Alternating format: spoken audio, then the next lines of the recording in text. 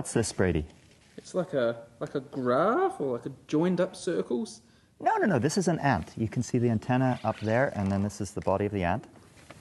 Oh, yeah, okay. We're going to place odd consecutive integers starting with 1 into this ant. So what are those odd consecutive integers starting with 1? Well, we need 1, 3, 5, 7, and 9. We're going to be placing them in here. So what number do you want here? 7. 7. In here? 3. In here? 1.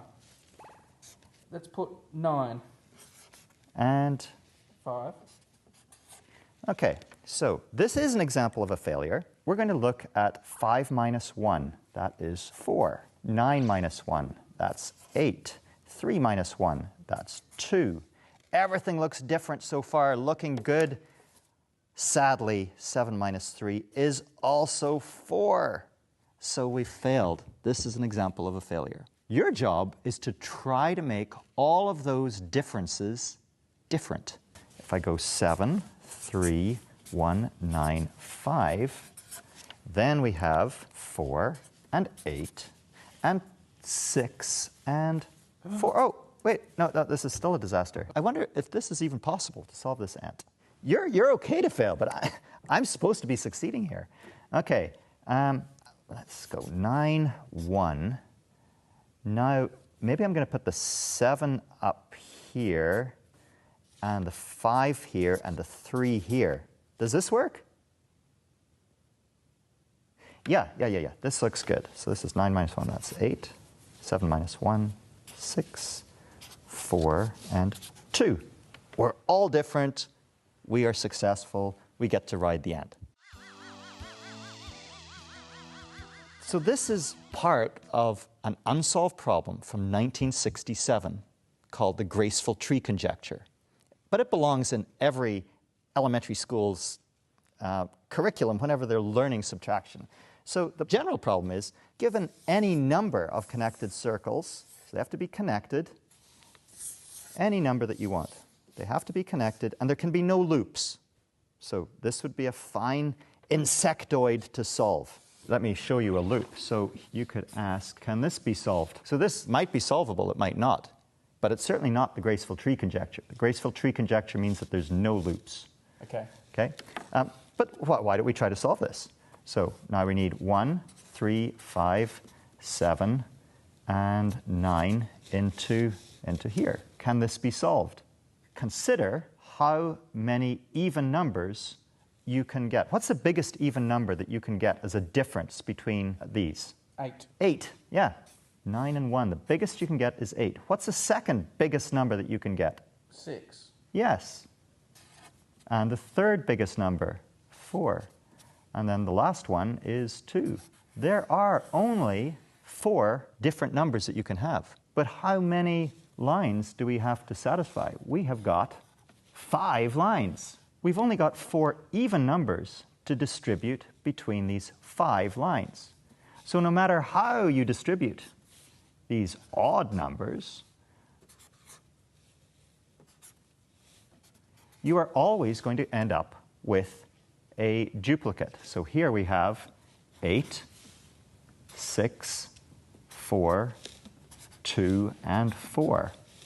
Again, we've ended up with a duplicate over here. So this starfish cannot be solved. It will fail every time if we have n circles and n lines connecting them. We will never be able to solve that. We can potentially solve for n circles, in this case 5 circles, and n minus 1, maximum of 4 lines. We sometimes can solve for that. So 5 circles where you could solve it. So here's a butterfly.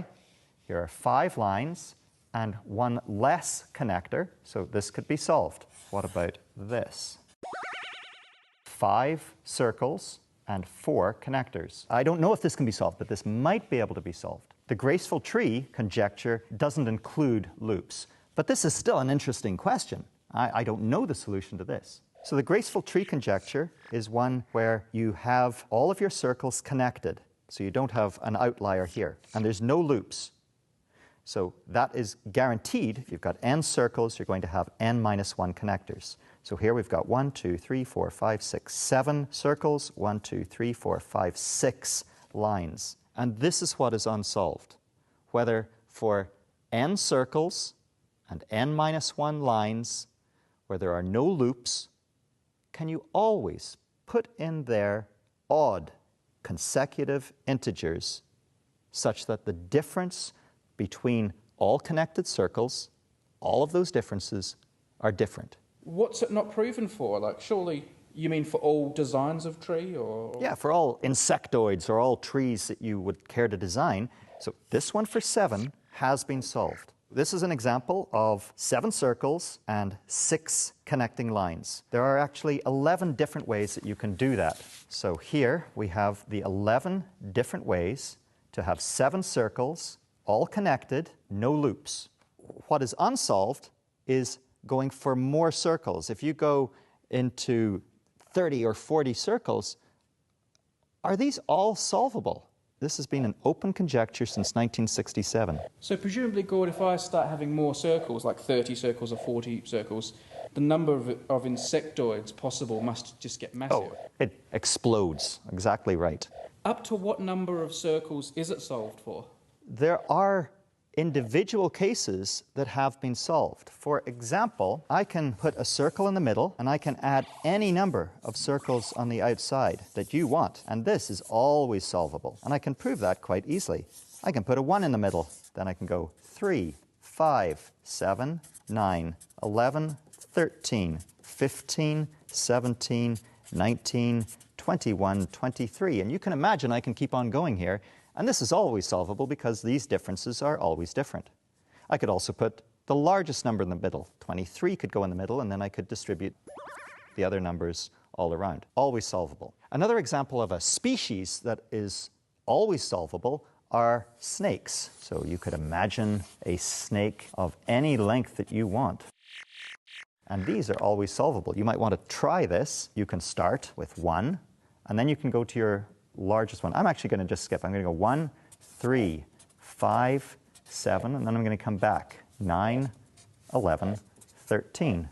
Here we have a difference of 12, a difference of 10, a difference of 8, a difference of 6, a difference of 4, and a difference of 2. All snakes can be solvable just by replicating that pattern. There's lots of species out there. Not everything is a snake. Not everything is a sea star. There's lots of species out there. You could very easily create and explore new species. For example, what happens if we have something crazy that, 2 sea stars joined with a long dendritic chain? So is that solvable? You can imagine that these can get very, very complex very, very quickly. And most species, by the time you get to 40 circles, most of those insectoids, very difficult to solve. So presumably, Gord, if this is still an unanswered question, that means there's yet to be a species of tree found that is definitely unsolvable, because that would ruin it. That's correct. We have not found an example that doesn't work, but that doesn't mean that it doesn't exist. There are plenty of mathematicians who believe that that tree exists, that there is a tree out there that cannot be solved. Would you be happy or sad if one was found? Oh, I would be thrilled if one was found, because I do this with my elementary school kids, and after a week of them struggling to find one that can't be solved, I would love to say, and here we have. But it feels like nature is telling us they can always be solved. Like, it feels like a beautiful thing. They're all solvable. It feels like it would break something beautiful.